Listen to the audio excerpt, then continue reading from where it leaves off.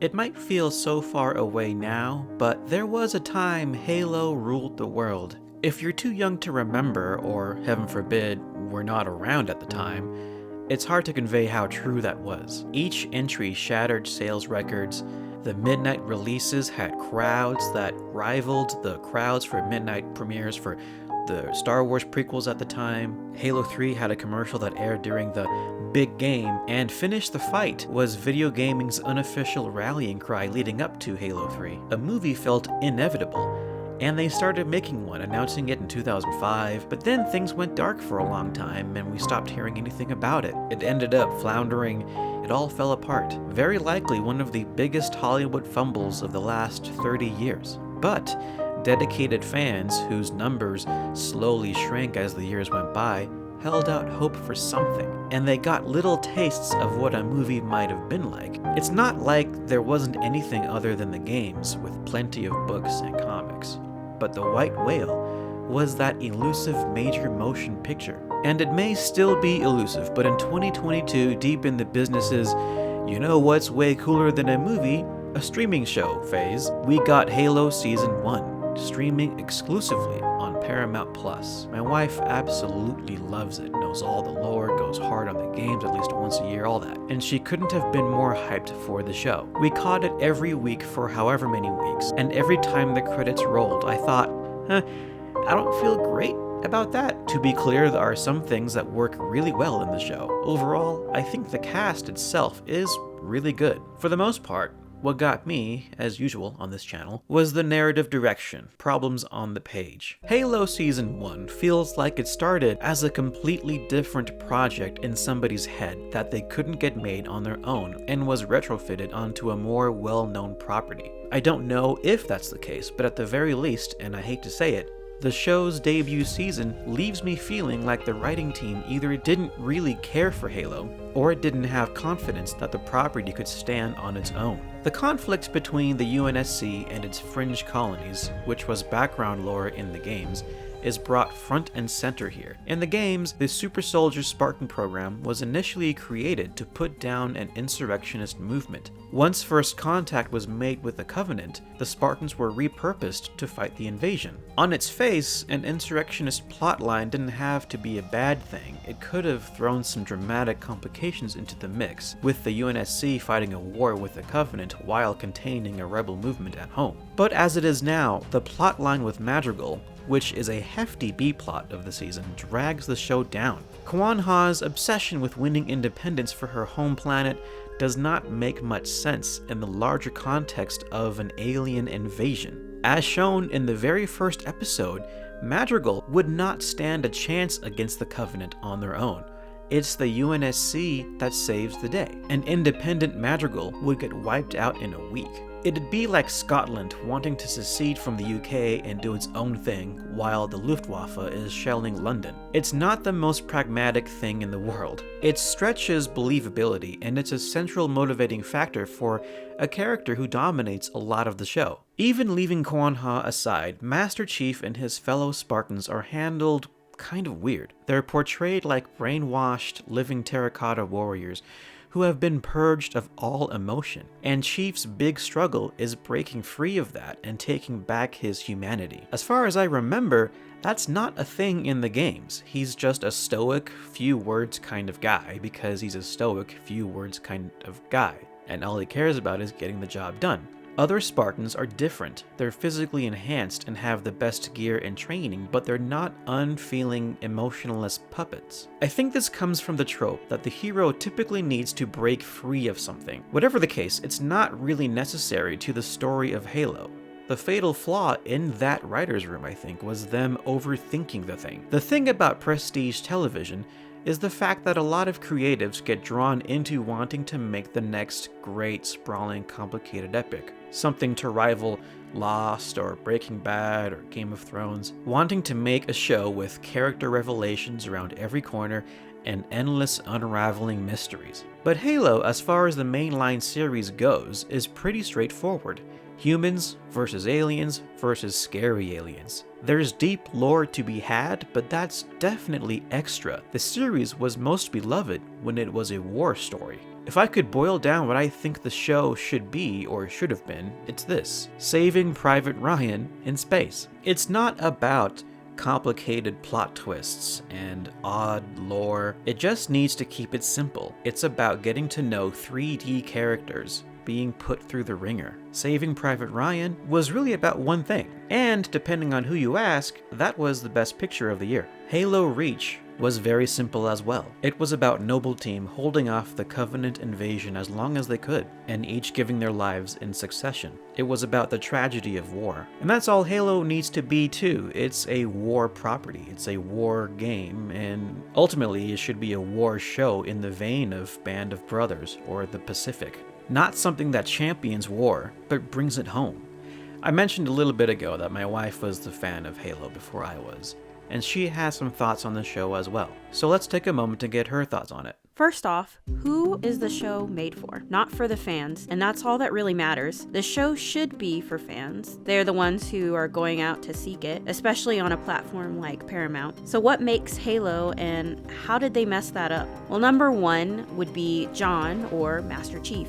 One thing is his motivations. Chief is a weapon first.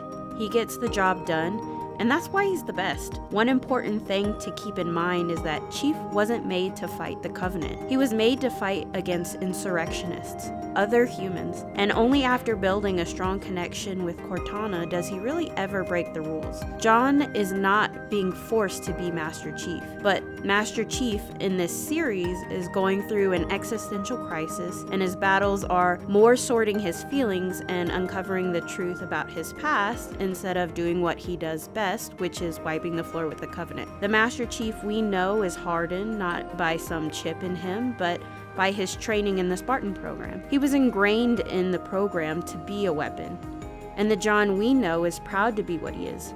This inferior Master Chief would rather spend his time resenting being lied to while taking a stroll than dealing with humanity's number one threat. Chief is someone who understands his past to be a tragic one, but doesn't seem to hold any grudges toward the ones who've wronged him. Mainly that being in the Spartan 2 program, where he was taken as a child to undergo augmentation that killed some of the others in this program. I can't stress enough that Chief was programmed. Some would say brainwashed, but at the end of the day, he knows this and is still proud to be a Spartan. Another thing is relationships. Chief is probably most iconic for his relationship with his AI Cortana. This bond is incredibly strong, which actually started from her choosing John. It is very clear from the beginning that they had chemistry. So why in this series does John distrust her and instead form a very uncharacteristic bond between himself and Maki? He can't trust Cortana, you know, the one he actually should have chemistry with, and he immediately jumps into bed with Maki. It just doesn't make any sense. What made them think that John would just do a character 180 from being suspicious of everyone he looked up to bonding with this girl who is a literal walking flag? Another relationship that the show gets wrong is his relationship with his new team. Granted, this isn't the blue team we're used to, but they still have the same foundation of their relationship. They went through the same Spartan program as Chief. With such a long time together, why is their bond so flimsy? It's so weird to see a team go through such tribulation just to have no loyalty in the end, with Kai being the exception. And next we have the Covenant. This is the reason for humanity even banding together in the first place, to fight against the Covenant. UNSC is no longer worried about insurrectionists when they have an enemy that can literally glass an entire planet. This is the threat to humanity, and that makes them our first real antagonist. There's no question that when they show up, we have a real mess on our hands. The Covenant offer up mystery when they are first introduced. What are they looking for and why? They continue to be a big player throughout the Halo games and the lore. So why, oh why, in this series does everyone seem to forget this? This is why Quan had to be the most annoying character in this entire series. This character has her entire home wiped out by the Covenant, her father killed, and still decides instead of warning people about them, she harbors anger against the UNSC and wants to rebuild her home without the UNSC interference. Like, what home will you have if the Covenant literally have the power to wipe out everyone? She has no sense of urgency against the Covenant, and it's incredibly maddening. Everyone in this show is worrying about the wrong things, and I have never been more infuriated with character motivations. And then we have the Flood. The horror aspect that drew me in as a kid, these zombie-like creatures in a sense consume galaxies. Nothing ever has me more pumped about upcoming Halo games than the possibility that they may appear yet again. This is humanity's and all life in general, their biggest antagonist. This parasite has so much lore trenched within them and are the major plot point for the best 3 games in my opinion. Nothing can recreate the fear and excitement I get whenever seeing a fog of green. So why does it seem that Flood are always being forgotten? The Flood only makes sense to appear or at least even hint at it. I mean, the only reason it's called Halo is because of the Halo array. You know, the literal thing, they built to stop the Flood. But whatever, what do I know? And last we have the lore. Halo is drenched in lore. The games are just the tip of the iceberg when it comes to the lore. With literal hours and hours of extra content, the stories that make up Halo lore are anything but boring. And we have some of Halo's most interesting characters hidden there. I can already hear true fans sweating anytime mendicant bias is referenced. Literally, one of the lore's most iconic characters, and he is not even in the games except for references in some terminals you find. What I'm trying to say is that there's so much they could have done, and if it were made for real Halo fans, some of the lore would have been taken into account. I mean, we have Forward Onto Dawn as a prime example of what Halo could have been. Sometimes I think to myself wondering how cool it could have been to have a show on Buck with Nathan Fillion. And before I forget, who decided that Master Chief can just remove his helmet willy-nilly? How can you get the most iconic part of this character wrong? Him removing his helmet wasn't earned. We played several Halo games before his eye region was even revealed, and that's only revealed on Legendary. It was earned, and Chief's armor is essentially his skin. It's his identity. The only real redeeming parts of this show were the Covenant battles, unfortunately, and I say unfortunately because it wasn't really a big aspect of the show. It's really what kept me watching. I wish we could have seen more of Master Chief in action against the Covenant, but let's hope Season 2 fixes this. My last thing of note to say is I've been seeing a lot of people commenting that it seems like a fan fiction, but for something to be considered a fan fiction, it's missing one crucial aspect, that it needs to be written by the fans. And I'm pretty sure that won't be her last appearance on this channel, so if you don't want to miss any more of what's on her mind, be sure to subscribe, and while you're at it, grab a like on your way out. I have a couple questions for you this time, actually. The first is, what do you think of the Halo show, and what video game adaptation would do well with a either movie adaptation or series adaptation, and how would you want to do it? Feel free to leave me a comment below. I promise you I do read these, and I think at some point I will actually address them in maybe a video not too long from now. For now, stay tough and stop by again sometime.